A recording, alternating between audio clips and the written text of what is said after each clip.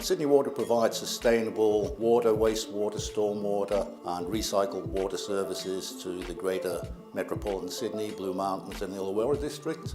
We look after everything to do with SCADA, automation, telemetry. Safety is one of our primary concerns in providing those services, and our honest belief is if we look after our people's safety, we can safely look after our customers as well. SMART is an alliance of Schneider Electric, Thomson Controls and Sydney Water. SMART looks after all the treatment plant SCADA for Sydney Water across 35 plants in the Sydney metropolitan area.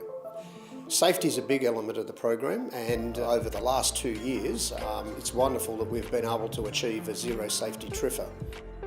For SMART to achieve a zero safety record is an outstanding achievement. Not many customers that we operate with will have such an envious record, and we've done that through a process of continuous improvements. We've never really accepted when we've hit our target, and it's great that the team have actually been able to live this and look forward to maintaining it through future years. This result is a great achievement for the program to show that it's the right model, bringing the benefits of Schneider and Thomson Controls and Sydney Water together to demonstrate a successful model that could be repeated.